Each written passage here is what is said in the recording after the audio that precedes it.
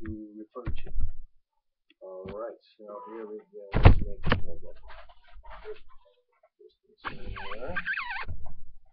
Alright, so first of all, we were talking about some hand position stuff for the banjo, which that book does not have. So what I want you to do is, well, a lot of banjo books say keep the fourth. So we're going to, 1 is the index finger, 2, 3, 4, right? And in the book, when we're rolling, you'll see I for index, M for middle, and thumb, T for thumb, all right? And this is 3-finger scrug stuff. So these other 2 fingers, 3 and 4, they're going to go on the head of the banjo. Now, if you start doing rolls and that 3rd finger wants to come up, we're going to let it. We got to keep at least the 4th finger anchored, as we say. They call that an anchor, so that our hand doesn't move around, which makes it a lot harder to hit the strings, right? We're moving around. We're anchored, and then we want to come, the stroke we want to come from the top knuckle on the top of the hand, okay, on the index and middle. Then I'm going to give you this page 8 of the banjo book that we're working out of, and at the top left you'll see forward roll, and underneath it in small letters standard. And there is the tablature, what we call tablature, and each one of those lines represents a string. And in this case, you'll see that they're all zeros, so they're all open. Now I'm going to do that forward roll standard, and you can follow me along on the paper as I do it.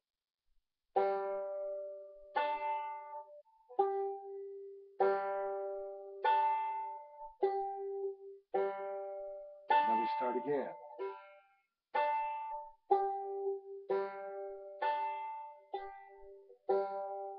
Start again. Don't expect you to go this fast. I'm just letting you know what it sounds like when you do it.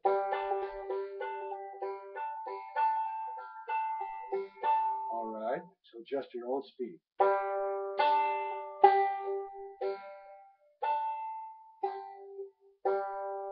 Start over.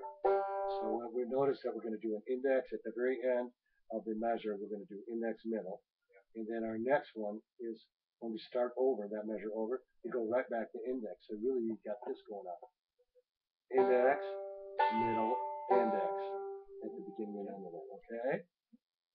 So that's the forward roll. Then we go down to the 4th tab measure on that, where it says mixed roll, parentheses, alternating thumb. And in small letters it says standard, and then it's going to sound like this.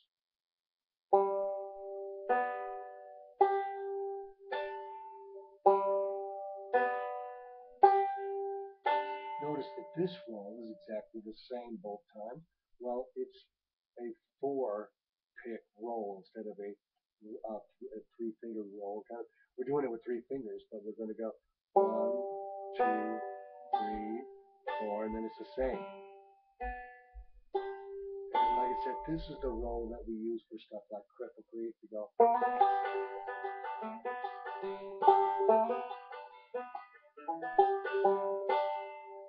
This book concentrates more on the forward roll as a beginning, which I think is the right thing to do.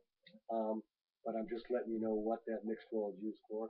And I want you to have mixed roll and that forward roll to compare them, and both realize that they are both 8 notes long. And then we start them over. Okay? And what else? Left hand we're going to leave alone right now, so you can just have it here.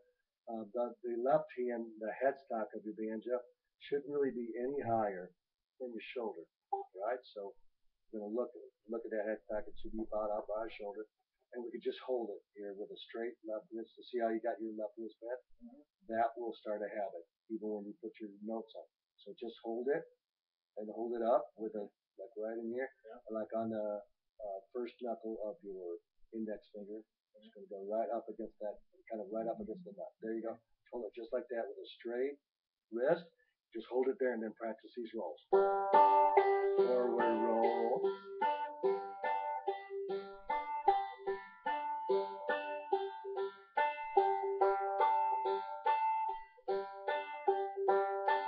did the forward roll 4 times. Now I'm going to do the mixed roll 4 times.